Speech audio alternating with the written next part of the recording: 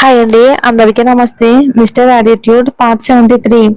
Morning garden లో కూర్చొని Rishi green tea తాగుతూ ఉంటే నేత్ర కాఫీ తాగుతూ ఉంటుంది. Do you want to taste అని రిషి అంటూ ఉంటే, నో రిషి గారు, అలాంటి టేస్ట్ నాకొద్దు, మీరే కానివ్వండి అని అంటూ ఉంటే, ట్రై చేయి ఫస్ట్, బాగోదులే కానీ తాగితే అలవాటు అవుతుంది, హెల్త్ కి మంచిదిరా అని అంటాడు. ఓ నో అని నేత్ర ఫేస్ భయంగా పెడుతూ ఉంటే, ఎలా రాని దగ్గరికి తీసుకుని ఇద్దరికి కాఫీ కప్స్ పక్కపక్కనే పెట్టి ఫోటో తీసి పోస్ట్ చేస్తాడు. Morning vibes with special one అని అంటూ రిషి ఫోన్ పక్కన పెట్టేస్తే, ఏం చేశారు మీరు ఇప్పుడు, మళ్ళీ పోస్ట్ చేశారా? మీరు నిన్న చేసిన రీల్కే నా ఫ్రెండ్స్ అందరూ ఎంత టీచ్ చేస్తున్నారో తెలుసా అని అడుగుతుంది నేత్ర బొంగమూతి పెట్టి అలకగా. ఏమన్నారు? సో బ్యూటిఫుల్ అన్నారు కదా అని అంటే, అవును అంటుంది. చూసావా, నువ్వు తప్ప అందరూ గుర్తించారు, నీకు కూడా అది అర్థమైతే నువ్వే యాక్ట్ చేస్తానంటావులే అని అంటే, ఇంకా టాపిక్ డైవర్ట్ చేయాలి అన్నట్టు, ఈ రోజు ఎక్కడికి వెళ్తున్నాం మనం అని అడుగుతుంది. నిన్న ఫ్యామిలీ ఎపిసోడ్ ఆఫ్ ఉంటుంది కదా, ఇంకో ఆఫ్ ఉంటుంది, అది అయ్యాక కొన్ని లవ్ సీన్స్ తీస్తే మూవీ అయిపోయినట్టే, తర్వాత ప్రమోషన్స్, ప్రెస్ మీట్, ఇంటర్వ్యూస్ అన్నీ ఉంటాయి అంటాడు.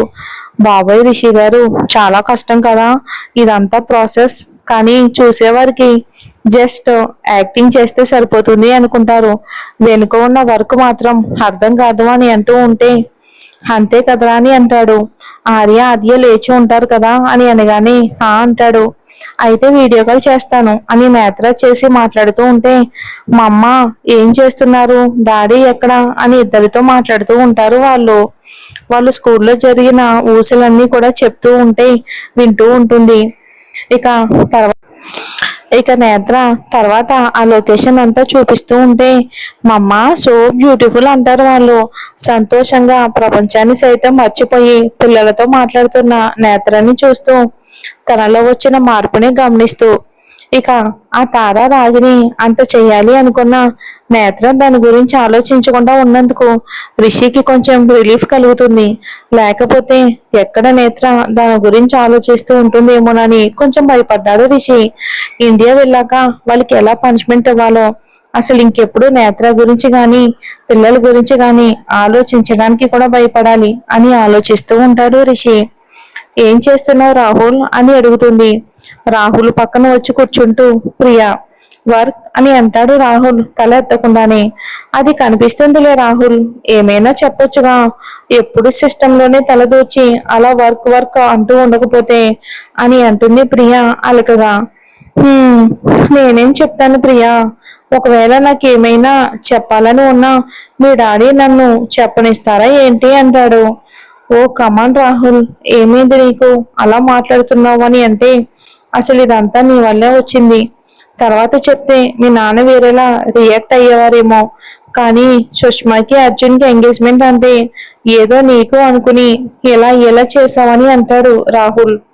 ఇది మరీ బాగుంది రాహుల్, నాన్న అమ్మాయికి ఎంగేజ్మెంట్ అంటే అందరం అదే కదా అనుకున్నాం, సో కాబట్టి నేను కూడా అలానే అనుకున్నాను,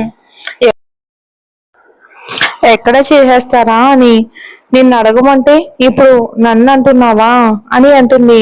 లీవిటి ప్రియా అని అసహనంగా అంటూ ఉంటే, సరే రాహుల్, నీకు వర్క్ ఇంపార్టెంట్ కదా, చేసుకో, నేను వెళ్ళిపోతున్నాను అని ప్రియా లేచిందో లేదో తన చేయి పట్టుకుని, నాకు నువ్వు కావాలి ప్రియా అంటాడు.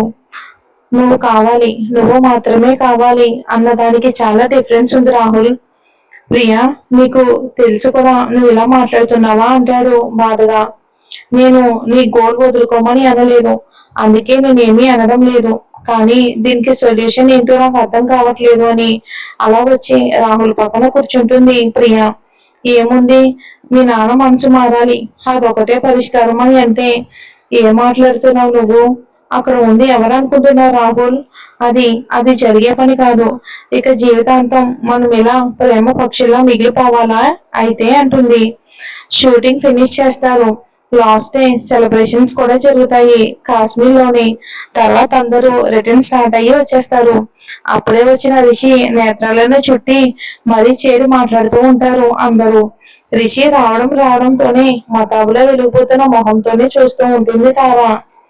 రాగిణిని తారలను గమనిస్తూ అందరికీ సమాధానం చెప్తూ ఉంటాడు రిషి.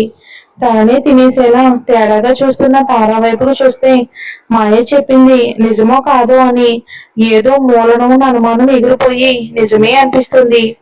అన్నయ్య, జర్నీ ఎలా జరిగింది అని అనుకుంటూ వస్తాడు మహి అక్కడికి. అప్పటికి కూడా ఆఫీస్ నుండి వచ్చిన భర్త వైపు కనీసం చూడను కూడా చూడదు తార. ఎలాగో మీరు వచ్చేసారు, ఇక పెళ్లి పెట్టేసుకుందామని అంటారు వీరేంద్ర గారు. సుష్మాద నాన్న ఎంగేజ్మెంట్ అన్నారు అని అంటాడు రిషి. లేదు రిషి, పెళ్లి చేద్దాం డైరెక్ట్ గా అని అంటే, ఓకే నాన్న, మరి వాళ్ళు ఏమన్నారు అని అడుగుతాడు. అర్జున్ కి కూడా అదే బెస్ట్ అనిపించిందంట అన్నయ్య అని అంటుంది ప్రియ రిషి పక్కన కూర్చుంటూ. ఆ సుష్మా ఎలాగో మా ఇష్టమే అంది అని అంటారు వీరేంద్ర గారు. అన్నయ్య, నాన్నని మా పెళ్లి గురించి కూడా అడుగు, చక్కగా 2 పెళ్లిళ్ళు ఒకేసారి చేసేవచ్చు అని రిషి భుజం మీద పడుకుని అడుగుతుంది నీరసంగా ప్రియ. రే, మీ పెళ్లి అవ్వాలి అంటే నువ్వు అడగాల్సిందే నన్ను కాదు, రాహుల్ని అంటాడు రిషి. పో అన్నయ్య, నానే నానేమో అబ్రాడ్ వద్దు అంటారు, రాహుల్ ఏమో డ్రీమ్ అంటాడు అని అల్కా ఫేస్ పెట్టి కూర్చుంటుంది ప్రియ. ఏంది అని అడుగుతారు వీరేంద్ర. ఇక అందరూ కూడా సైలెంట్ అయిపోతారు. మావయ్య, ఒకసారి రాహుల్ గురించి కూడా ఆలోచించండి మావయ్య అని నేత్ర అనగానే, నేత్ర, నువ్వు చెప్తా ఉండవు కాబట్టి నాదొక మాట, ఆ అబ్బాయికి ఇంకొన్ని రోజులు టైం ఇస్తా ఉండాను, తర్వాతనే పెళ్లి జరిపిస్తాను అంటారు. నేత్ర అడగగానే ఒప్పుకుంటారు అనుకుని అందరూ ఆతృతగా చూస్తూ ఉంటే ఒక్కసారిగా వీరేంద్ర మాటలకు ఆయన తెలివికి నోళ్లు తెరుస్తారు. ఇంతలో పిల్లలు వస్తారు స్కూల్ నుండి. రాహుల్ తీసుకుని వస్తే మమ్మ, డాడీ అంటూ బ్యాగ్స్ అక్కడే పడేసి వస్తే వాళ్ళకి ముద్దులు పెట్టి మిస్సింగ్ ఫీలింగ్ తీర్చుకునే పనిలో పడతారు రిషి నేత్రాలు. హాయ్, ఎంతసేపు అవుతుంది వచ్చి అని అంటాడు రాహుల్ నేత్ర వాళ్ళని చూస్తూ. అరగంట అవుతుంది అని అంటుంది నేత్ర. మమ్మ, నీకు ఒక విషయం తెలుసా, మాము ఆస్ట్రేలియా వెళ్ళిపోతున్నాడంట. అక్కడ నాని గ్రాండ్ పా ఉన్నారు కదా, ఇందాక నానితో మాట్లాడ్డాడు, మళ్ళీ రాడంట. నేను ఆర్య మామూలు మిస్ అవుతాం కదా అని చెప్తుంది ఆద్య. అందరూ కూడా ఒక్కసారిగా చూస్తూ ఉండిపోతారు రాహుల్ని. ఇక చిన్నగా తప్పగా నవ్వుతూ చూస్తాడు వాళ్ళ వైపుకు రాహుల్. ఏడ్చుకుంటూ అక్కడ ఉండలేక వెళ్ళిపోతుంది ప్రియా లోపలికి. ప్రియా వెనుకే వెళ్ళడానికి లేచిన రిషికి తన వెనుకే తార రావటం తెలుస్తుంది. అందుకే రూట్ మార్చి స్టెప్స్ మీదుగా టెర్రస్ మీదకి వెళ్తాడు. అక్కడికి వచ్చేస్తుంది తార రిషి వెనకాలే. రిషి ఒక్కసారిగా వెనక్కి తిరిగి హ్యాండ్ ఫోల్డ్ చేసుకుని తన వైపుకే చూస్తూ ఉంటే రిషి అంటుంది మెల్లగా తార. రిషి కాదు, బావగారు అని అంటాడు రిషి. నో రిషి, నువ్వు ఎప్పటికీ నాకు నా రిషివే, నీకు నేను పెద్ద ఫ్యాన్ని, ఎంతలా అంటే మాటల్లో చెప్పలేను అంటుంది తార. అభిమానం వరకు అయితే ఇబ్బంది లేదు తార, కానీ అది మితిమీరితే చాలా ప్రమాదం, అర్థమవుతుందా? నువ్వేం చేశావో, ఏం చేయాలి అనుకుంటున్నావో విత్ ప్రూఫ్స్ నాకు తెలుసు, అండ్ నా దగ్గర కూడా ఉన్నాయి. ఇప్పుడైనా మారుతాను అని మంచిగా ఉంటే మంచిది, లేకపోతే ఏమవుతుందో నువ్వు ఊహించలేవు అని అక్కడి నుండి వచ్చేస్తాడు రిషి. రిషి తనతో అంత హార్ష్గా మాట్లాడడం అస్సలు తీసుకోలేకపోతుంది తార. ఎప్పటికో కాసేపటికి తేరుకుని, ఇలా ఉన్నాయేంటి రిషి మాటలు, కొంప తీసి అంతా తెలిసిపోయిందా ఏంటి అని అనుకుంటుంది భయంతో తార.